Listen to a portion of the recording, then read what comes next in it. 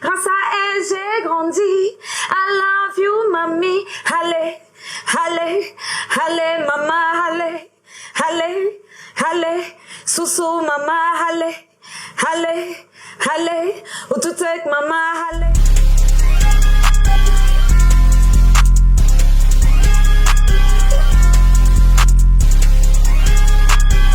Alissa, en fait, est une artiste qui fait de la musique afro. De base, danseuse, chorégraphe, voilà, aujourd'hui, artiste musicienne. Bien sûr, en couple. Pas encore mariée, à pas de bague.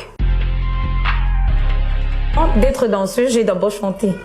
Après, j'ai commencé à interpréter certaines musiques américaines. Par la suite, j'ai été vraiment très fan de danse, voilà, parce que quand je voyais des battles à la télé, ça me passionnait. Alors je me suis dit pourquoi pas ne pas commencer avec la danse. Alors j'ai dansé avec mes cousines, avec plein de groupes tels que le Warzone, Extreme Fusion, Survivor.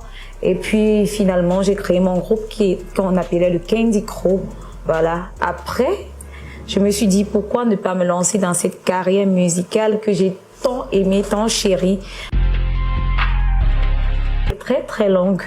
Bon, je vais commencer par certains que vous connaissez parce que d'autres vous ne connaissez pas. Magasco, Ada Candy, DJ Brico, paix à son âme, il est déjà décédé. Stanley Non, Facette. Oh là là, la liste est vraiment longue, je me rappelle pas, franchement. Je vais m'arrêter à ceux-là parce que c'est trop long.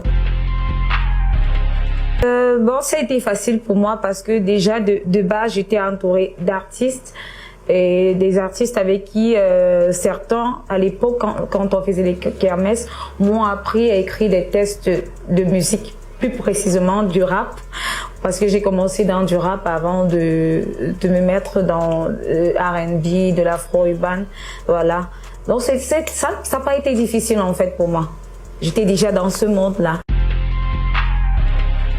Faire un coucou à DJ Jasby, voilà, avec qui j'ai écrit mon premier texte rap qui était écoute, Lady écoute ça, mais que j'ai pas finalement sorti la musique parce que voilà, il y a des raisons personnelles, à ma famille aussi qui était là pour m'encourager, voilà.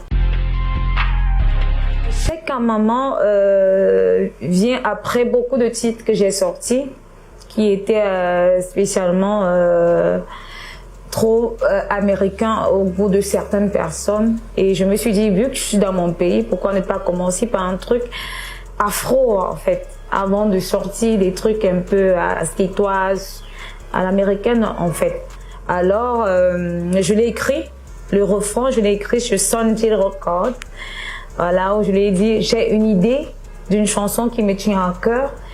Est-ce qu'on peut enregistrer le refrain? Alors on a calé le refrain, c'était en sorte une démo, et puis je l'ai gardé.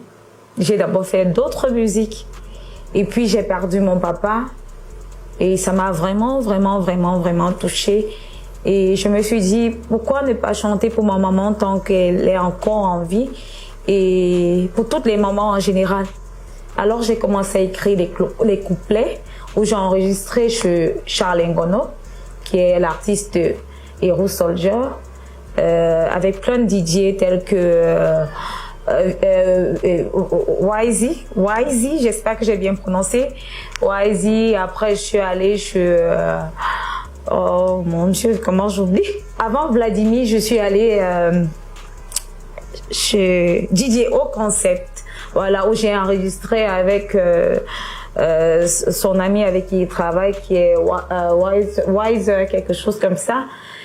Mais le son n'était pas toujours comme je voulais en fait. C'est après que, voilà, Yoride m'a écrit, inbox, il m'a dit, j'ai un studio, il pourra te faire cette musique vraiment waouh. Alors j'ai tout de suite validé, c'est là où je fais la rencontre de Vladimir, le grand Vladimir bien sûr.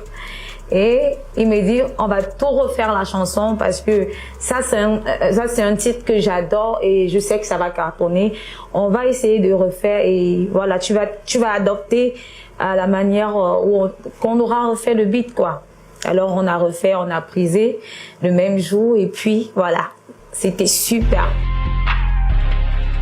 Déjà, avant de parler du vidéogramme, je vais dire que Prismilla a écouté l'ancienne version du Chèque à Maman. Et tout de suite, il a kiffé. Il m'a dit, Alissa, écoute quoi, je fais tout ton clip. Ne t'inquiète pas, tu payes pas, tu fais rien.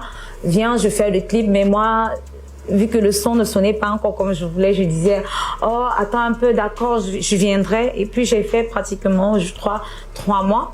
Je l'ai pas vu, il était un peu déçu. Mais après, j'ai repris la chanson et je lui ai envoyé. Il m'a dit, ah, tiens, c'est encore plus cool. On cale quand le clip? Alors, on a calé.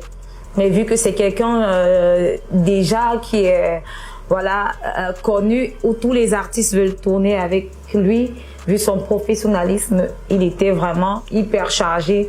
Et du coup, à un moment donné, je me suis énervée que, mais putain, on doit tourner le clip depuis 1 mois.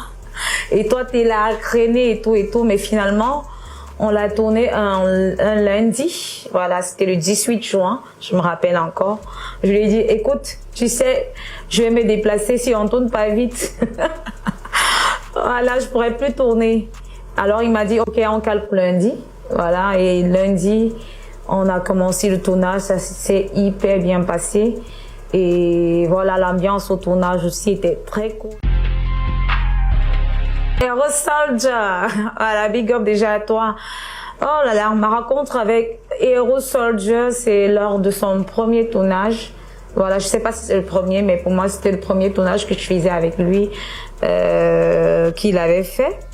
Alors, il avait besoin de danseuses. Et c'est son petit qui danse aussi. Voilà, qu'il a recommandé des danseuses. À l'époque, là, j'étais encore danseuse, j'étais pas artiste musicienne. Alors, on danse et tout de suite, voilà, l'affinité était avec toute l'équipe. Voilà, c'est comme ça qu'on a gardé le contact. Mais il me connaissait déjà, moi je savais pas, il me connaissait déjà bien avant par les clips vidéo que j'avais fait et tous les artistes qu'il parlait, avec qui il collaborait, qui me connaissaient. Donc du coup, il me connaissait déjà hyper bien. Et c'est comme ça qu'on a décidé de continuer à travailler ensemble sur les autres clips. Et après, j'ai découvert qu'il avait un studio. C'est comme ça qu'on a commencé à travailler certains titres ensemble qu'on a fait, mais qu'on n'a pas finalement fait sortir en fait. Voilà, c'est un grand ami à moi. Grace Deka. Grace Deka, c'est le calme, c'est la douceur, c'est la maturité en même temps. C'est voilà. En fait, son flow nous amène depuis toute petite. Même je suis quand même du Grace Deka, donc waouh, j'adore. C'est inexplicable, on va dire. J'adore son flow en fait. Et non, parce que voilà, son flow est particulier par rapport à Minx. Il apporte un style un peu qui est original vraiment et qui est différent de celui de Minx. Je dis pas que celui de Minx n'est pas bien, mais il a su se démarquer par son style de chant, un mélange de. Parfois, il est un peu coupé, décalé. Parfois, il est un peu R&B. Parfois, il entre dans le beat aussi. En fait, c'est magnifique, quoi. Et sa voix aussi est super. Ce sera du rap. Bien sûr. Parce que c'est par là que j'ai commencé.